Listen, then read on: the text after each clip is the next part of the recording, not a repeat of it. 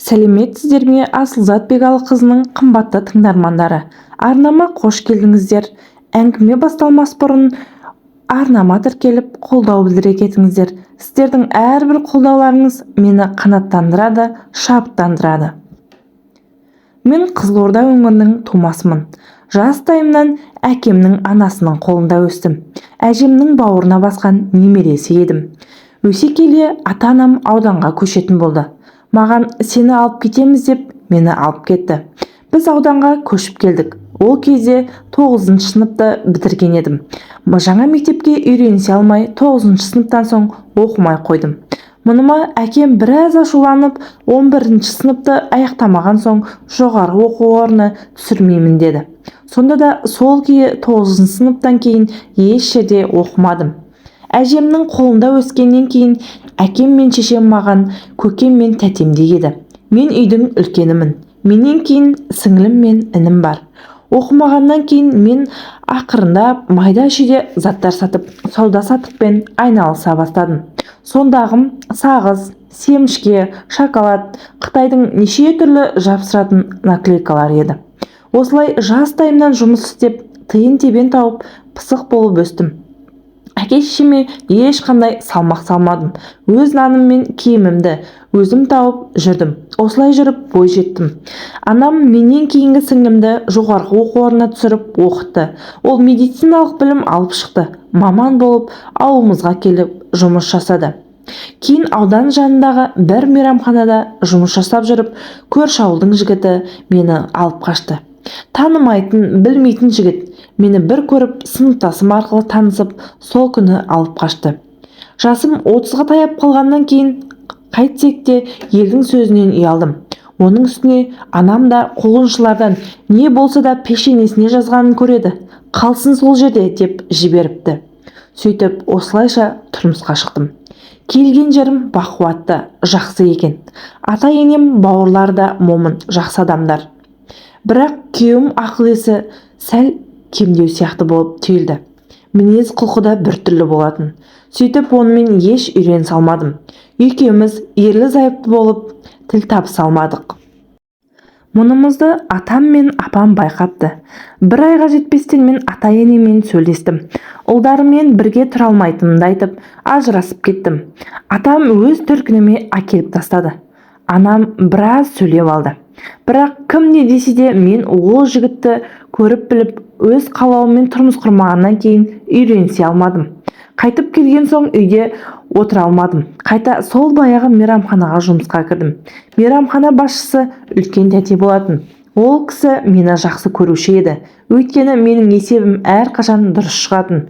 Жұмысымды да тыңғылықты істейтінмін.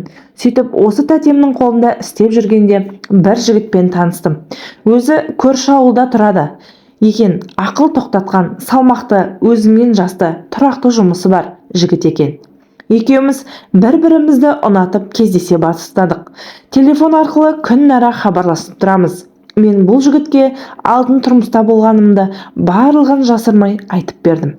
Жігітім бұл жағдайға түсіністікпен қарады. Осылай жүріп маған үйленгісі келетінін айтты. Мен де ойланып отырмадым. Өзім де оны ұнатамын.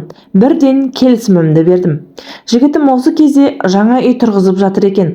Мұны бітіре сала үйленетінімізді айтты. Сөйтіп мені өзінің үйіндегілермен таныстырмақшы болып үйіне апарды. Үйлеріне келген кезде мен құлап қала жаздадым. Үйлері кішкентай сарай секілді. Ішіне кірсем ескі киіз, алаша төсеулі. Іші бұлыңғыр, ыдыс аяғы қап-қара. Іштей таң қалып жағамды ұстадым. Ал жігітім салып жатқан сол аулада 3 бөлмелі временка екен. Ешкімге ішкі таң қалысымды білдірмеуге тырыстым. Жігітімді бұлай тұрады деп ойламап едім. Әкесі бұрынырақ қайтыс болған екен. Үйінде анасы және 2 күйеуден қайтып келген қарындасы және де інісі бар екен.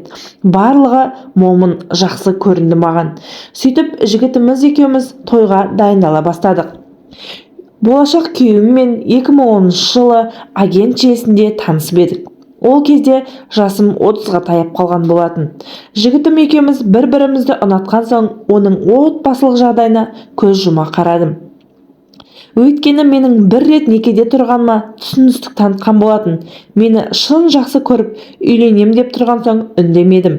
Кейін қазан айында анасы менің әке-шешемнің алдынан өтіп, той күнін белгілеп, тойға деген жігітім салып жатқан времянкасын бітіріпті. Онысына риза болып қуанып қалдым. Өйткені алдыңғы үйінде тұруы мүмкін емес еді. Үйдегі де келмейтін еді. Жігітім де үйленбей жүргені осы екен. Үй жайы дұрыс болмаған соң осы уақытқа дейін біраз жүріп қалған екен. Жігітімнің жағдайы көрген соң тойды қалай жасамақ деп ойлап едім. Сөйтсем өзі тойға деп банкке барып қомақты қаражат алыпты. Соны анасына апарып, тойдың бар шығынын жеткізіңіз деп берген екен. Анасы бұрын әкесі қайтыс болғаннан кейін туыстарымен араласпай қойыпты. Тек өз түркінімен ғана араласады екен. Бірақ сол кішкентай аулада әкесінің інісі тұрады екен. Сол кісі ғана анда-санда бас сұғып тұратын көрінеді. Сонымен өз алтынымды, сақинамды күйеу жігітіме беріп жедім. Осыған ұқсас жүзік алсын, сонымен комплект қылып тақсын. Жігітімнің абыройын ойлап, көп жағдайларға түсіністікпен қарауға тура келді. Жігітім жақсы той жасады. Ата-анам мен бауырларым риза болып қайтты. Тойдан кейін келіндік міндетіме кірісіп, отбасылық өмірім басталды. Кішкентай ғана времянкада күйеуіміз, енем және қарындастары мен інісі тұрып жаттық.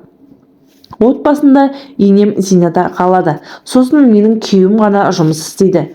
Екеуміз үйленген соң күйеуім маған банкомат карточкасын қолыма ұстатты. Айлық түскенде бірге барып тұрып аламыз деді. Мен жарайды дедім. Сөйтіп әрдайым айдың соңында күйеуімнің айлығын барып алатын едік. Сол уақытта 44 мыңдай болатын. Соның 20 мың теңгесі тойға деп алынған несиені төлейміз де, қалған 20 мыңды енеме әкеліп ұстататынбыз. Содан қалған 4 мың теңгесіне мен күйеуіме Неокрем деген құрғақ сүт болатын және бір лоток жұмыртқа, бір блок темекі алып қоятынмын. Өйткені күйеуім теміржолда ауыр жұмыс істейді. Үйден тек нан мен қара шай ішіп кетеді. Темекіге үнемі жарымайды. Енемнен өз ақшасын қайта сұрап темекі алатын еді. Соны көріп аяйтынмын. Сөйтіп таңертең ерте тұрғанда 1-2 жұмыртқа қуырып, құрға қатқан шай беріп жұмысқа шығарып салатынмын. Ал қайынсіңлім мен қайныным дап-дардай болып үйде отыратын, жұмыс жасамайтын. Біз өз отбасымызда үйде бос отырмайтынбыз. Үй шаруасын істейміз. Одан қалса жұмыс жасап ата-анамызға болсамыз. Маған бұл өте ерсі көрінді. Осылай жүргенімізде 2-3 ай өткен соң қайынсіңлім, сен келмей жатып ағамның бар айлығын ұстайтын болдың. Екеуің тығылып тәтті тамақ жейсіңдер деп ұрыс шығарды. Мен бірдеңе айтып түсіндірмек болып едім. Мына жақтан енем шықты. Баламның айлығын жырымдап қалтаңа алып қаласың. Оны төркініңе беріп жатсың ба деп, мен не дерімді білмей бөлмеме барып қысталып жылап қалдым. Сөйтсем, мені енем өзіндей көріп сөйлеп жатқан екен. Марқұм қайнатам момын, өте жақсы кісі болған екен. Ол да теміржолда істеген екен. Бар тапқан енеме ұстататын болған екен. Енем бар тапқан төркініне беріп отырады екен. Сол үшін үй салмаған, дүние жимаған секілді. Қайынсіңлім де андай адуынды мінезімен 2 күйеуге тиіп сиіспай қайтып келген түр екен. Мені келін болып түскенімде сол ауылда тұратын қайнатамның туыстары келінді сыйдарса жақсы екен ғой деген екен. Мұның барлығын сол үйдегі абысын болатын ападан естідім. Сөйтіп сол күннен кейін енем мен қайынсіңлім отырсам опақ, тұрсам сопақ қылып тиісе берді. Олардың мұнысын бір күні күйеуім де байқап, үй ішіндегілермен қатты ұрысып қалдық. Сөйтіп мені күйеуім бұл үйден енді енелермен тұра алмайтынымызды айтып, күйеуім, сен біраз күн төркініне бар, демала тұр. Мен бұл мәселені бір жақты қылып, сосын сені қайтып алып кетемін деп келісіп, мені төркініме әкеліп тастады. Үйге келген соң анама бар жағдайды айтып түсіндірдім. Анам, күйеуіңе сен өз ойың, мұны күйеуіңнің өзі бұның барлығын бір жағына шығарады деді. Содан арада 10 шақты күн өткен соң айлығын алып артымнан күйеуім келді. Сөйтсем, есік алдындағы ескі үйге жөндеу жұмыстарын жүргізіп, сылап ақтап қойыпты. Мені алып сол үйге барып бөлек тұрамыз деді.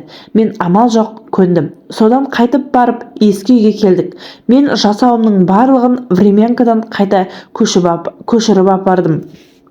Содан бөлек шыққанымызбен бір аулада тұрып жаттық. Бір күні үйге жарты жыл төленбеген Светтің квитанциясы келді. Ақшасы 8.000-нан асып кетіпті. Светтің счетчигі біздің үйде болатын. Времянкаға осы ескі үй арқылы жалғанып тұратын. Енем Светтің ақшасын төлемедіңдер деп бізге ұрысты. Сөйтіп Свет үшін бір ұрысып алдық. Енем мені төркініне жаманатты қылып хабарласыпты. Сөйтсе ол жақтылы ағалар балаңның жұмысына бастығына барып айт, ұлыңды жұмыстан шығарсын. Сонда екеуі күндерін көре алмай ажырасып, ұлың қайта қолыңа келіп отырады деп ақыл айтыпты. Өйткені енем алдын күйеуінің бар айлығын алып, өз білгенінше жұмсап жүреді екен. Маған үйленгелі айлықтан аз ақша тиіп, одан кейін біз бөлек шыққан соң, содан күйеуім тіпті айлығын бермейтін болды. Екеуміз жас отбасымыз, тойдың кредитіне төлейміз, бір ай өмір сүруіміз керек. Осыған енем ашуланып, төркіннің ақылын тыңдап, күйеуімнің жұмысына барып, бастығына кіріп сөйлесіп шығыпты. Балам үйленгелі өзгеріп кетті. Үйге ешқандай табыс әкелмейді. Бар тапқан ішеді. Жұмыстан шығарып жіберіңіз деп өтініпті. Мұны маған сол кезде күйеуімнің орынбасарының әйелі айтты. Енең қандай адам өзі? Елдер осындай жерге жұмысқа тұра алмай жатса, енең барып баламды жұмыстан шығарып жібер деп үлкен бастыққа кіріп айтып кетіпті дегенде өз құлағыма өзім сенбедім. Сұмдық, енді күйеуімді жұмыстан шығарып жіберсе, несиені қалай төлейміз? Қалай күн көреміз? Жүйкем шығарып, соншалық ашуланғаным көзіме ештеңе көрінбей ұйқысыз ішіп қойдым. Күйеуім дереу жедел жәрдем шақырып, милиция келіп, менің не үшін өзіме қол жұмсамақ болғанымды тергеп, содан болған жағдайдың бәрін тергеген енеме ескерту жасапты. Содан кейін біраз тынышталып қалдық. Күйеуімді ешкім жұмыстан шығарған жоқ. Күйеуім рас, ішетіні бар, бірақ бар тапқан ішіп, мені ұрып-соғып, ұрыс-керіс шығармайтын, жұмыс жасамай салынып ішпейтін. Анда-санда шаршағанда ащы суды ұрттайтыны бар, бірақ ешкімге зияны жоқ. Содан соң аяғым ауыр екенін біліп, өзімді жайсыз сезініп, денем ауырлай беретін болды. Ештемеге зауқым соқпай, күйеуімді көрсем, жын көргендей болып ұрысқым келіп тұратын. Мұндай жай-күй аяғым ауырлағана байланыстырып едім. Сөйтсем, денсаулығым мен көңіл күйім мүлдем басқа белгісіз жайттың әсерінен екен. Мұны кейін біліп, төбе шашым тік тұрды. Аяғым ауыр. Жеріктігім қиын өтті. 2011 жылдары ақшаның, теңгенің әжептәуір құны бар еді. Күйеуімнің айлығы осы кезде күрт түсіп кетті. Несие төлейміз, одан қалған бір айға жеткізу керек. Сөйтіп кейде тұздалған қияр жегім келетін. Сол қиярды да алып жеуге мүмкіншілігіміз болмай қалатын. Екеуміз екі жағынан денсаулығым төмендеп кетті. Басым ауыра беретін болды. Дәрі ішуге болмайды. Күйеуімде кейінгі кездері жұмыстан жиі ішіп келетінді шығарды. Маған тиіспейді. Мыжып сөйлей беретіні жүйкеме тиіп кететін еді.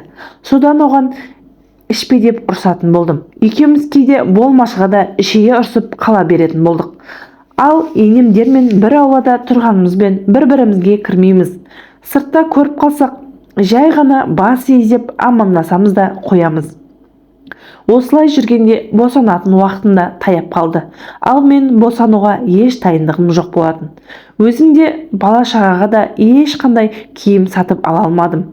Ал анам болса хабарласып, уайымдама, балаға бесігін бір сыпыра киімдерін, көрпе-төсек дегенде барлығын алып беремін деді.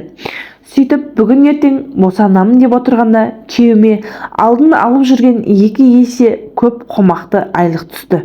Сөйтсек, алдын экологиялық зиян деп берілетін ақшасы дұрыс есептелмей жүрген екен. Мұны көріп қатты қуанып қалдым. Содан базарға барып, өзіме балаға керек жарағының барлығын сатып алдым. Бұл баламның несібесі шығар деп ойладым. Содан ертесінде толғағым қысып ауруханаға түстім. 12 сағат толғатып біраз қиналдым. Сөйтіп дәрігерлер старая первородка деп кесір тілігін жасамақ болып мені отаға дайындады. Осы кезде менен кейінгі сіңлім Астанада денсаулық сақтау бөлімінде жоғары қызметте істейді. Сол мен жатқан ауруханаға хабарласып, дәрігерлермен сөйлесіп, маған ота жасалды. Дәрігерлер маған жақсы қарады. Тұңғышым ұл болды. Босанғаннан кейін палатаға шыққан соң бір тамағын алып енем келді. Сөйтіп врачқа 5000, көмекшілеріне 2000 бердім деп, күйеуіме осы ақшаны қайтарып бересің деп кетіпті. Енемнен ешкім ақша сұраған емес. Сондай ақша берген жағдайда да ол енді сол кісінің немересі емес пе? Қуаныштан сүйіншке бергені болар. Енді келіп бізге қайтарыңдар дегенін естіп таң қалдым. Содан арада 5-6 күн өтіп, күйеуім келіп балам екеумізді ауруханадан шығарып алды. Үйге шыққан соң ауладағы үлкен абысын апам келіп, баламды қарасып, кіндігі түскен соң шомылдырып, майлап, қол-аяғын массаж жасап, созып тұрасың деп біраз нәрсені үйретіп кетті. Ал енем сол күйі келмеді де, қарамады да. Ал менің сол баяғыдай басым ауыра береді. Балам да қайта-қайта шырқырап жылай береді. Екеуміз түнімен ұйықтамаймыз. Басым денем дел сал, өзімді әрең көтеріп жүргендеймін. Үйден шықпаймын, жата бергім келеді. Ешкіммен араласпаймын, сөйлеспеймін. Кейде көше кезіп қаңғып кеткім келеді. Күйеуіме де қарағым келмейді. Бірдеме десе жарылып кетердей болам. Сөйтіп жүріп 40-мыздан шықтық. Сол кезде анам хабарласып, балаға кішігірім шілдехана 40-нан шыққанын ырымдайық дегенде, біз үйді жинап теріле бастадық.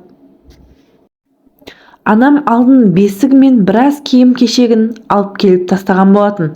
Содан мен ауладағы үлкен абысын апаны және қайнатам жақтан 1-2 туыс апаларды шақырдық. Сөйтіп кішігірім шілдехана жасадық. Абысын апам барып енемді ертіп келді. Сол кезде енем алғаш босанып келген соң бірінші рет кіруі еді. Қолында немересіне деген еш тым нәрсесі жоқ. Қабаға кіртейіп келді де аз ғана отырып кетіп қалды. Жалпы енем кез келген қонаққа барарда қолтығына бір жапырақ мата қыстырып алып кете беретін. Той-томалаққа ештеңе бермейтін. Тек төркініне ғана қарызданып қауғаланса ғана ақша тауып апаратын. Содан бір жеңгем балама арбасын, біреуі жүруге отырғызатын хаданогын, бірсыпыра киім-кешегі, көрпеше, ойыншықтарын алып келіпті. Балама не керек, біраз аты түгелденіп қалды. Содан олар біздікінде бір күн қонып ертесінде қайтты. Өйткені бізден біраз ұзақтау тұратын. Анам балам екеуміздің түнімен ұйықтамайтынымызды көріп уайымдап кетті. Мүмкін 40-ын ұстап жүрген болар, енді ұйықтайтын шығар деп мені жұбатқандай болды.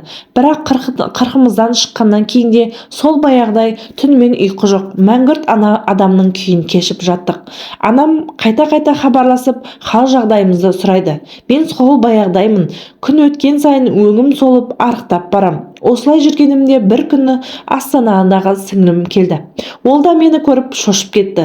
Балам тым мазасыз. Тек күндіз ғана 1-2 сағат ұйықтаймыз.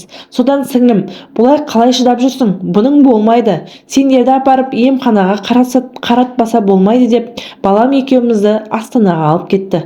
Астанаға келіп жақсы бір білікті дәрігерлерге қаратты.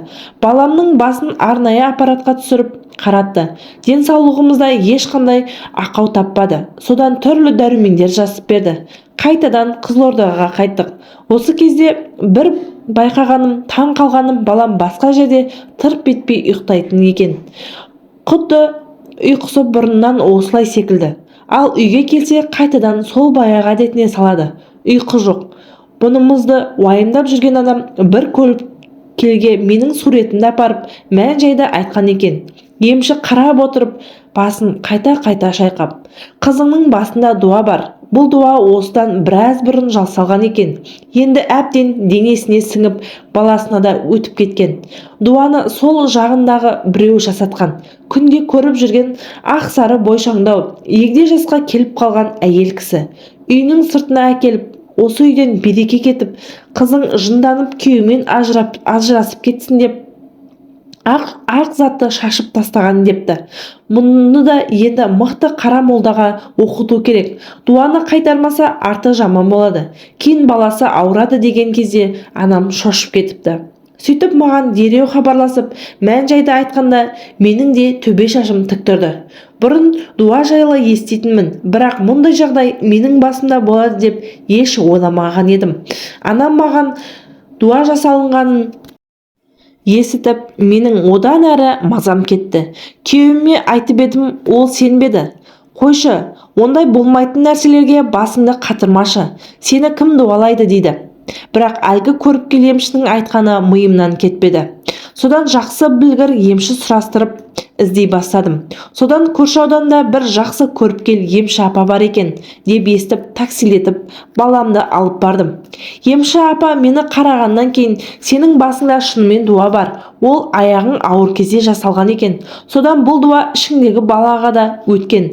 Балаңды байқа, кейінірек ауырып қалуы мүмкін. Сосын бүгін түнде қандай түс көргенсің, соны ертең маған айтшы деді. Сол күні түсімде екі қара мысық көрдім. Екі қара мысық біздің үйді айналып жүр екен. Содан мен оларды қуып жібермек болып сыртқа шықсам, әлгі екі мысық енем мен қайынсіңліме айналып кетті. Ертесінде осы түсті емшіге апаға айтып едім. Ол кісі енемнің түр-сипатын анық айтып берді. Ақ сары, бойшаң, толықтау, егде жастағы әйел, сенің табалдырығыңа ақ ұнды айналдырып ұнтақ шашып тастаған, сені есі ауысып жынды болып қалсын, содан күйеуіңмен ажырасып кетсін деп жасалынған, саған дуа жасаған енең деді. Содан ол апа маған суға дем салып берді. Оны тек жақсы молда қайтармаса, менің күшім жетпейді. Сонда молда кісі тауып оқытылып жібер. Енемнің маған дуа жасағанын естігенде денем түршігіп кетті. Ондай жамандық өз баласына да теді ғой. Тіпті өз баласына да ойламағаны ма? Енемнің бар мақсаты ажырастырып жіберсе, ұлы қайта барып қолында отырса, сонда бар айлығын қолына беріп, салпаңдап жұмыс істеп жүрсе, маған үйленбей тұрғанда солай болған екен. Енемнің күйеуіме еш жаны ашымайтын, тек қызы мен төркінін ойлайтын. Ешкімді сөйлетпейді қызына қаратып. Менің күйеуім дулат, ана временканы салмаса, әлі де сол үйде тұра берер еді. Содан мен молда іздеп, әулие әмбе іздеп, жақын маңның барлығын шарладым, оқытылдым. Бір күні теледидардан Оспан деген тәуіп емшіні, сол кісінің телефон номерін алып хабарластым. Ол кісі маған тұрған жеріңді ауыстыр, басқа үйге көш, сонда жағдайың дұрысталады деді. Оған басқа жерден пәтер жалдап тұрмасақ, басқа амалы жоқ еді. Пәтер жалдайтын мүмкіншілігіміз де жоқ еді. Өйткені жалғыз күйеуім жұмыс істейді. Ай сайын несиеміз бар. Мен келін болып түскен соң, күйеуімнің бір жағына шығысып жұмыс істемек болғанда, күйеуім қарсы болып еді. Мейрамханада дүкенде істемейсің деді. Өзімнің арнайы мамандығым жоқ. Ол бойдақ кезімде осы мейрамханада және дүкенде сауда-саттықпен айналысатынмын. Содан не керек, емшілердің кішкене болсын емі шипа болды ма, балам 1 жастан асқанда ұйықтайтын болды. Түнгі ұйқысы қалыптасты, жақсы болып қалды. Ал мен сол баяға ешқандай өзгеріс жоқ. Басым сол ауыра береді. Анальгин цитрамон ішіп аламын. Содан бір күні Астанадағы сіңліммен хабарласып, жұмыс істеуім керек деп, енемнің қасынан кетпесек болмайды деп жағдайымды айтты. Содан сіңлім біздің аудандағы аурухананың бас дәрігеріне хабарласып, мені сонда еден жуатын техничка етіп жұмыс қалды. Ол кездері бір жерге жұмысқа кіру қиын болатын. Қандай жұмыс болмасын, көпшілігі таныс арқылы жақсы сыйақы беру керек болатын. Осылай ауруханаға жұмысқа тұрдым. Баламды балабақшаға бердім. Содан күйеуіммен сөйлесіп, басқа жерге пәтер жалдап көшіп кеттік. Енемнің жанынан кеткеніміз дұрыс болған-ау деймін. Сөйтіп жүргенде балам 2 жастан енді асқан кезде балабақшадан келген соң бір күні ішім ауырып жатыр деп жылады. Мен бақшадан жақпайтын бір зат жеп қойған болар деп ойладым. Күріш қайнатып бердім, айран бердім. Сөйтіп жүргенде бір күні бақшада мұрны қанапты. Балабақша дәрігері кешке барғанында бала түсте ұйықтамапты деді. Организмі шаршап зорығып кеткенде мұрны қанайды. Болмаса, кейбір балалардың кішкентайында басының давлениесі внутренний черепное давление болады деп, сонда емес пе деп менен сұрады. Мен кішкентай кезінде басын арнайы аппаратқа түсіргенміз, онда ештеңе жоқ дедім. Содан баламды алып кеттім. Ертесіне демалыс болатын, барлығымыз моншаға бардық. Сол моншаға түсіп келген соң баламның үсті қып-қызыл болып қышынып бөртіп кетті. Мұны көріп қорқып кеттім. Содан күйеуіміз екеуміз баламды алып ауруханаға алып келдік. Анализ тапсырдық. Содан дәрігерлер балама қан ауру деген диагнозды қойды. Мұны естіп уайымдап әбден жыладым. Осы кезде емшінің дуаны балаңа әсер етеді деген сөзі есіме түсіп, енемді тіпті жек көріп кеттім. Осыдан балама бірдеме болса, оны өлтіремін деп қатты ашуландым. Содан сіңліммен сөйлесіп, балама біраз ем қабылдадық, бірақ мүгедектікке шықты. Үкімет арнайы жәрдемақы бөліп, өзі жүріп тұра алғанмен балама ерекше күтім керек. Дәрі-дәрмек, дәрумендер, арнайы жақсы тағам ішкізіп, қадағалап жүруімізді айтты. Балам ауырып, мүгедектік алып, ауруханадан шыққан соң үйге енем келді. Немересінің жағдайын білейін деп емес, қайнымды үйлендірейін деп жатыр екен. Соған менің күйеуіме өз атыңнан несие алып бер деп келіпті. Енемнің мұнысына күйеуім ашуланып, өзіміз ұлымызды қалай аяққа тұрғызамыз деп жанталасып жүрміз. Уайымыз жетерлік. Осының барлығы сол енем жасаған дуаның кесірі. Бұған дейін күйеуім де сенбейтін еді, кейіннен сене бастады. Бірақ бұл жайтты білетінімізді енеме айтқан емеспіз. Оның да бізді білетініміздің хабары жоқ еді. Содан күйеуім жоқ деп ашуланып сөйледі. Біраз онсыз да осы уақытқа дейін дап-дардай інім мен екі күйеуден қайтып келген қарындасын бағып келгенін айтты. Өз күшіммен салған жаңа үйді соған тастап кеттім. Өзім пәтер жалдап қаңғырып көше кезіп жүрмін. Енді өз отбасым үшін өмір сүремін. Балам науқас, соны емдетуім керек. Өзі әрекет етіп үйленсін деп еді, енем оң теріс болып ашуланып ұрсып кетіп қалды. Содан бізді тойларына шақырмады. Кейін күйеуім не де болса бауырым ғой деп тойынаға 70 мың береміз деп еді, бірақ той болатын кезде қаржылық жағдайымыз болмай 50 мың теңге ғана апардық. Күйеуім енемдермен бірге келінді алып келуге құдалыққа кеткен. Мен сол үйде енемнің үйінде келінді қарсы алуға дайындалып қалдым. Сол кездері іште енемнің қайда, кімге барып дуа жасатқанын анықтағым келіп, сұрастырдым. Ауыл аймағымыз кішкентай ғана, барлығы бірін-бірі таниды. Сөйтіп ақырындап сол ауылда тұратын қайнатамның інісінің қызынан жайлап сұрастырып едім. Ол қыз, жеңеше, осы біздің үйден кейін 3 үй ары тұратын Дуахан ата бар ғой. Ол кісінің дуа жасайтынын бүкіл ауыл біледі ғой. Тіпті осы үйдегі апа да сол кісіге барып жүретін. 1-2 рет көріп қалғанмын. Бар дегенде таң қалдым. Жүрегім дүрсілдеп, қобалжып, бойымда қорқыныш үйіріліп, дуакеш үйіміздің түбінде тұрады екен ғой. Осы уақытқа дейін қалай естімегенмін. Сөйтіп отырғанда қайынсіңлім келіп, сенде тойға 70 мың береміз деп алдап келіп алып 50 мың берген нес? Бар кет. Сен мұнда қажетің жоқ деп менімен ұрсып үйден қуып шықты. Мен ызаға булығып такси шақырып кетіп қалдым.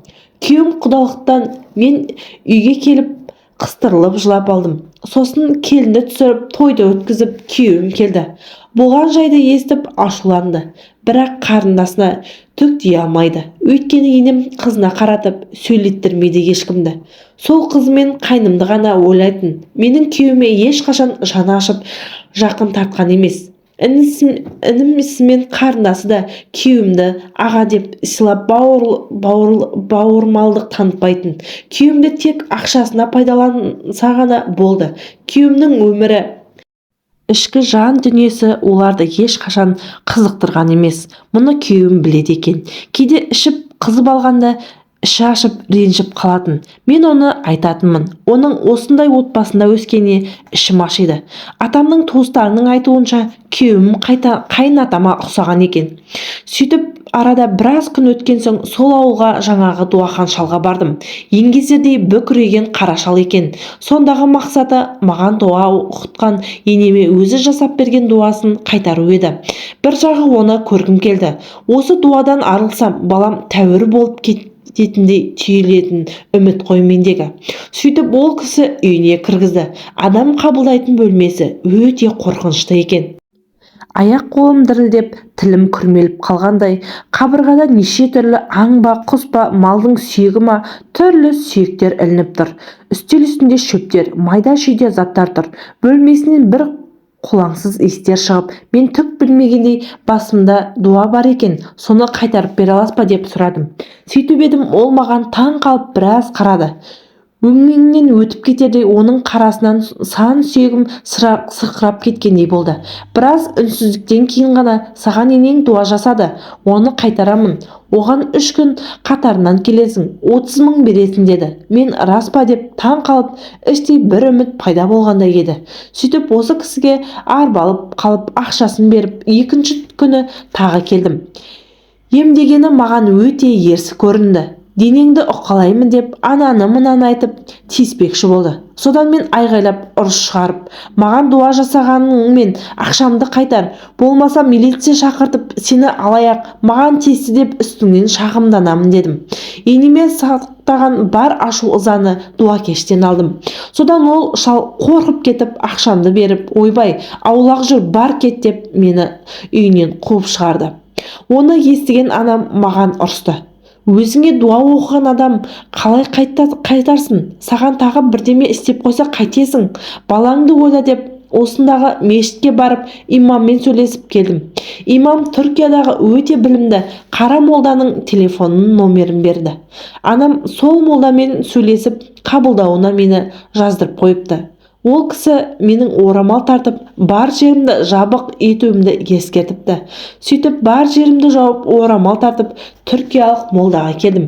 Ол кісі мені қарап, шынымен басыңда дуа бар екен, сені біраз күн оқимын деді. Содан 1 сағаттан 7 күн оқыды. Ол кісі оқыған сайын бойым жеңілдеп келе жатқандай. 3 күннен кейін түнде тырп етпей тұрмадым. Бір түнгі ұйқым 1 жылдай болды. Денсаулығым дұрыстала бастады. Содан соңғы күні жаңағы молда енді барлығы жақсы болады, сүрелер жаттап соны оқып жүр. Саған зиянын тигізіп дуа жасағандарға еш кек сақтама. Өміріңді өзі оларды шырайлына алдыңа алып келеді. Менің айтқандарымды істеп жүр, аман бол. Енді өз-өзіңді бір Аллаға тапсыр деп шығарып салды. Үйге келген соң біртіндеп жолым ашыла басталды. Бір депозитке ақша жинап салып жүрген, сонымен үстінде әжептәуір үстемақы қосылып, ол да депозитімді шешіп алдым. Содан көп қабатты үйлерден сатып алуға пәтерақы, 2 бөлмелі пәтерге қолымдағы қаражатым біраз жеткіліксіз болып тұрады. Анам мен сіңлім несие алып, жетпеген соманы толықтырып 2 бөлмелі пәтер алдық. Оған қатты қуандық. Өз басыңда өз баспанаң болғанына не жетсін шіркін. Содан ақырындап ақша жинап, жаңа тоңазытқыш, теледидар сатып алып, үйімізді толтыра бастадық. Кішкентайдан маңдай терімізбен келген әрбір ризыққа қуанып едік. Осылай жүріп, арада біраз уақыт өтіп, екіншіме аяғым ауырлап, қыз босанып алдым. Жағдайым бір қалыпты еді. Ол алғашқы сыныпқа мектепке барды ұлым. Өміріміз жақсы жаққа өзгеріп, бір сарынға түсе бастады. Осылай жүргенімізде ауыл жақтан қайнымыздың әйелі хабарласты. Қайным аяқтары ісініп жүре алмай қалыпты. Соны Алматыға апару, қарату керек еді. Соған Астанадағы сіңліңе айтып, Алматыдағы дәрігерлермен сөйлестіріп бересің бе дейді. Ол абысынымызбен келген кезінен қарым-қатынасымыз дұрыс болатын. Жиі хабарласып тұратынбыз. Содан оның сөзін жерге тастай алмай, кім болса да күйеуімнің жалғыз бауыры деп сіңліммен сөйлесіп, содан ол Алматыдағы дәрігерлермен сөйлесіп, қайнымның жағдайын айтып, таныстырып, барлығын реттеп берді. Қайным ауруханаға жатып, емделіп, бүйрегі ауырып, содан аяқтары ісініп, жүре алмайтын жағдайға жеткен. Сол жерде биопсия алып, беті бері қарай бастады. Осы уақыт аралығында қайынсіңлім 3 рет күйеуге тиіп, онымен жараса алмай, ажырасып, бала да туа алмай қайтып келді. Мұнымен қоймай, енем де ауыра бастады. Тура маған баяғы мен сияқты ұйықтай алмай, сандырақтап бастады. Қысқасы, ол үйден береке кетіп, барлығы шетінен ауырып, менің алдыма келе бастады. Осы кезде мені емдеген молданың айтқаны есіме түсіп, саған жасаған дуалар айналып өздеріне қайтып келеді, деп еді. Тура солай болып жатты. Қайным ауруханадан емделіп, жақсы болып кетті. Кейін арада біраз уақыт өткен соң енем ауырып ауруханаға түсті, деп абысынам хабарласты. Құлағынан қан кетіп, көзін жұмып, әрдемені бір сандырақтайды деген соң күйеуіміз екеуміз уайымдап бардық. Дәрігерлер диагнозын білмей жатырмыз деп, содан мен Астанадағы сіңіліммен хабарласып, енемді қайынсіңіліммен бірге Астанаға жібердік. Ол жақта барып жүретін туыстары жоқ. Сіңілім күтіп алды. Өз үйіне алып барып, содан ауруханаға жатқызып, МРТ жасатып, ең жақсы құлақ емдейтін дәрігерге қаратып, ем қабылдады. Сол кезде мен артынан тамақ жасап, жағдайын білейін деп барғанымда мені құшақтап, жылап кешірім сұрады. Содан емделіп тәуір болып қайтты. Сол жағдайдан кейін қайынсіңлім 4-ші рет тұрмысқа шығып еді, ол да ауырып, 2 рет түсік тастап, бала көтере алмай жылады. Мені оқытылып молда дуаны қайтарған соң қайын жұртым да осындай жағдайлар болды. Осыдан кейін енем маған дұрыс қарап түзеліп қалды. Қазір Айкош деп жалпаңдап жүреді. Ал баламның жағдайы сол баяғы бір қалыпты. Молда тек мені ғана емдеді. Балама қатысты 10 жасқа дейін емделіп күтіммен жүрсе жазылып кетеді. Ал 10 жастан кейін дертіне шипа болмаса, өмір бойы осылай мүгедек болып қалуы мүмкін деді. Осы балам жазылып кетсе екен деп күндіз-түні тіледім. Балам қазір 9 жаста, өте ақылды, сабақты жақсы оқиды. Сыныбында түрлі сайыстарға қатысып, сыныбаралық жиындарға жүргізуші болып жүреді. Тек сол күтіммен ғана жүр. Уақытылы тамақ ішпей, демалып тұрмаса, денесі көгеріп, тромботиті түсіп, мұрнынан қан кетеді. Сол үшін оны үнемі қадағалап жүремін. Кейде балама қарап, балапанымды осындай әуреге салған енеме іштей қатты налаймын. Кейін молда ешкімге кек сақтама дегені есіме түсіп, өз-өзімді сабырға шақырамын. Амал жоқ, күйеуімнің анасы болған соң араласуыма тура келеді. Мен осы дуамен сиқырға 10 жыл бойы арпалыстым. Баспаған жерім, баспаған тауым қалмады. Осы дуаны қайтарып, дертіне шипа іздеп қаншама уақытымды, қаражатымды жұмсадым. Жүйкем сыр беріп кетуге шақ қалдым. Ақыры ата-анам мен бауырларым қолдап, біраз қиыншылықтарды өтіп, дертіме шипа таптым.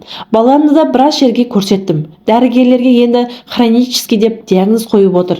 Сонда да балам сауығып кетеді деп үмітімді үзбей отырмын.